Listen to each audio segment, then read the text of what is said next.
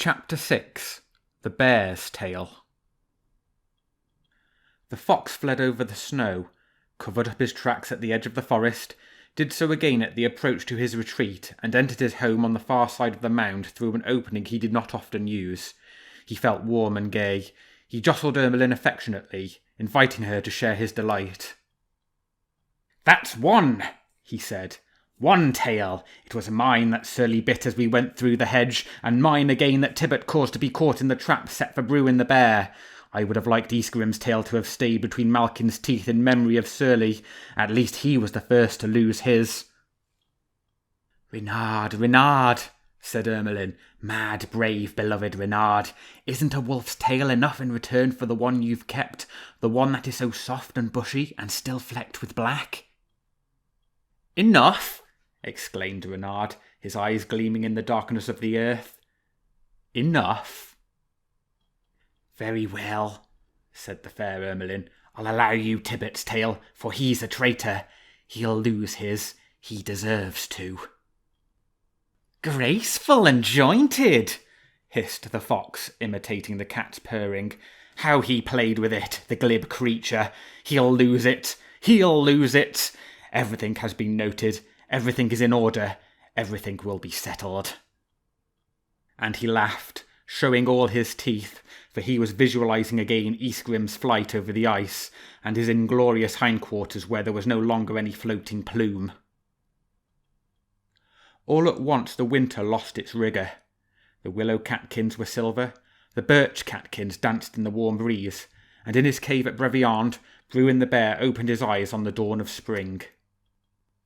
His thick, bunchy fur was still deceptive, but the folds of his skin hung loosely from his body, and he was hungry, with the hunger of a bear in April, and that meant he was even hungrier than a hunter or a wolf. That is why Bruin, the prudent, enormous bear, dared to go close to the edge of the wood, almost as far as the great glade of mankind. He saw a team of 8 oxen ploughing, 2 by 2 beneath the yoke, some of them as golden brown as a brioche in the oven, others white, almost pale pink. It was a splendid sight, but Bruin the bear was not concerned with that. All he thought of as he watched the oxen at work was the meaty thickness of their flesh. Alas, 2 men were leading them, the rich Constant de Noir beside them, with his goad in his hand, and his workman Outram Rufus guiding the handles of the plough. Outram swore, for the ploughshare, which was penetrating deeply into the ground, must have hit a tree stump. "Hey there, Russell!" shouted Constant.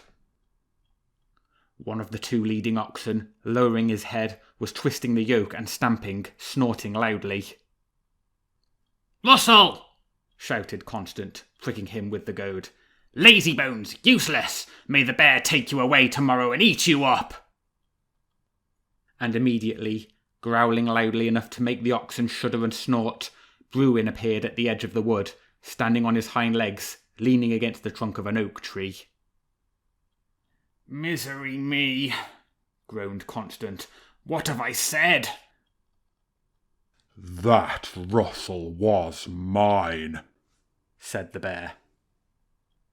Tomorrow, Constant went on, for his sang-froid was returning to him, and his cunning at the same time, since he was a real liar. "I said tomorrow. Take your oxen back to the stable, Outram. I'll follow you." Outram unharnessed them, took the goad, and did as Constant ordered him to do.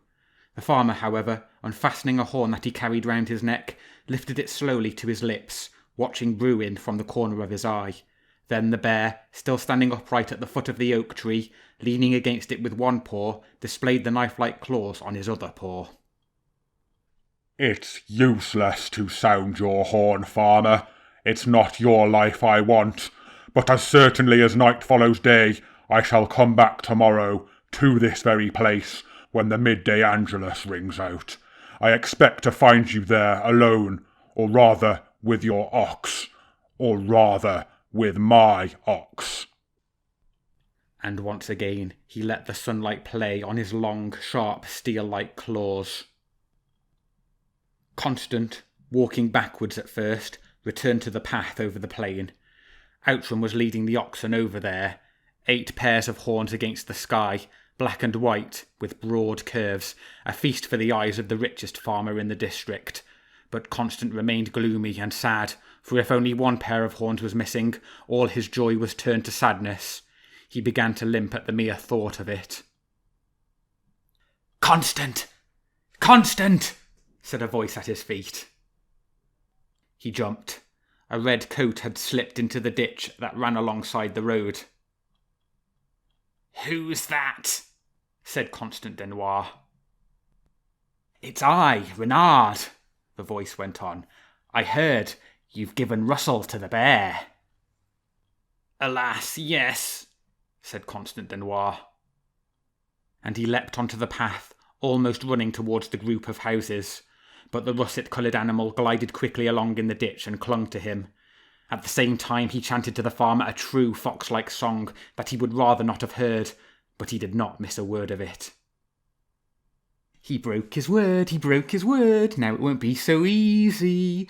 He laughed when Reynard was weak, and now the bear will break his heart. At him, Morholt, after the fox. Do you remember? But this time it's Morholt, if he dares to come out of the sack, who will be bitten and scratched and trampled on by Bruin. Goodbye, Russell. Goodbye, my ox. Constant clenched his fist, brandishing it towards the ditch. Unless, whispered Reynard in a gentler tone of voice. Unless, said the farmer, slowing his course. Listen, Constant, said Reynard. You won't regret it. Reynard had made progress. Now he knew the people he had to deal with. He knew how to take advantage of each one of them in order to further his own plans. But his plans were strictly his own, and everyone would take his turn.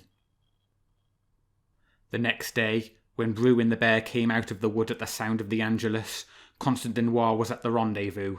So were Russell and Barrel, his companion beneath the yoke, both of them harnessed to a cart. The farmer doffed his cap. Greetings, Sir Bruin, he said. Unharness Russell, commanded the bear. Constant, an expression of feigned despair, making his pale face look longer still, began to unharness Russell. Quicker, said the bear. I'm in a hurry. And just then, as though to order, there came tearing out of the wood the shrillest, loudest, most frenziedly discordant, wildly confused death chase ever seen. What pack was this? What furious huntsman had hurled it after living flesh? When he heard the din, the bear threw himself into a furrow and moved neither eyelid nor paw. He trusted that his coat, which was like dirty brown earth-coloured homespun, would conceal him from sight. But his body was so big that his side stuck out of the furrow, like a tree stump that had fallen from a wagon. He murmured to the farmer, Hide me behind your cart. Very good, sir, said the farmer. Who's hunting? Said Bruin in the same tone of voice. Why ask, sir? It's Beater, the chief huntsman of the Lord de la Fouille, and I imagine the Lord's following him, and all the hunt on horseback. I can recognise his furious hounds, Caller, Crier, Royster, not to mention those even more bloodthirsty hound bitches, Ranter, Savage and Sly, who are well named. How they can cry, by St. Hubert! Who's hunting, you ask? Poor innocent bear, oh how I pity you! Help me, Constant, begged Bruin. At this moment a voice rang out from the edge of the wood towards the glade, a man's voice beyond all doubt, unusually loud. Hey there, farmer! What's that I can see beside you in the furrow? Tell him it's a tree stump, whispered the bear. Load it in your wagon, commanded the voice. It's too heavy, my lord. Then chop it up. 2 strokes of your axe. Constant Denoir leant down towards Bruin. I must ask your forgiveness, sir. With this axe I am obliged. And he sat down heavily, while Bruin stood up, the two of them like figures striking the hours on a clock. Tally-ho! Tally-ho! Called the man in the wood. To the rescue, Constant! Sound your horn with me! The bear! and there bounded from among the trees the scarlet gigantic silhouette of Lanfert the woodcutter, brandishing a heavy axe. Bruin raced across the clearing, straight towards the metalled road, the houses, and the stone bridge, for the confused barking became louder beneath the trees. Reynard, Ermelin, and their 3 sons were shouting and babbling, vying with each other, making enough noise for a whole pack of hounds, while Constant and Lanfert, their heads thrown back, their horns at their lips, were sounding them loudly enough to crack their cheeks. "I can't go on," moaned Reynard. "My stomach aches with the laughing. Stay there, the rest of you, and go on yapping. I'll follow the others." And off he went, over hedges and ditches, taking the shortest cut across the plain. He arrived at the stone bridge just as Bruin was about to reach it, out of breath, his skin hanging from his bones, shaggy, distraught, and monstrous. Reynard just caught sight of Lanfert's red coat and a whole crowd of men following him, but as far as he could see there were no dogs. He crouched behind one of the arches, beneath a curtain of hanging purple flowers.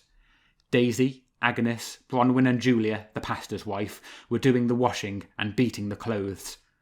Good, he thought, preening his whiskers. There will be lots of people, almost as many as on the day when Tinker... But he had no time to think any longer. He heard the men shouting and trampling, and then he saw a great shadow against the sky. Then there was a terrible confusion, and women's screams rang out shrilly, and then there was a splash. 1, 2, 4 splashes, amid a din of clattering, snorting, and terrified screaming. The fox risked showing his nose and muzzle, and then his eyes began to shine. Bruin must have been closely pressed by the farm men and jumped into the midst of the washerwomen, who, out of terror, must have jumped into the water. They were floating, their wide petticoats billowing out upwards like bells, and Bruin was swimming among them, growling, blowing, making for the other bank, knocking against the women, and finally going round in circles. The last person whom he bumped against happened to be Julia. The men had already jumped into the water, holding out their own arms or wooden poles to fish the washerwomen out, but the bear, who was now walking upright, was at last nearing the opposite bank, pushing the old woman with his nose rather than disentangling himself from her. "Help!" screamed Julia. 100 days of indulgence if you save my life! 300 days for the pastor's wife! A year and a day of indulgence! Help! The bear's chosen me! The bear's drowning me! Yet she went on struggling and swallowing water until she lost her head, blindly closing her fingers over what she thought to be a rope thrown to her rescue. But it was the bear's tail, and he was pulling her along attached like this, until he found a footing and climbed out, shaking his dripping fur. "It's up to you, Lanfert!" called Reynard. The forester was standing in the water and leapt forward, his axe raised. He struck, and the great blade whistled through the air. "That makes 2, said the fox. Julia fell over backwards in a spray of water, and was fished out in turn amid roars of laughter. Bruin the bear fled towards the forest, but in her tightly clenched hand, Julia was still clutching his tail.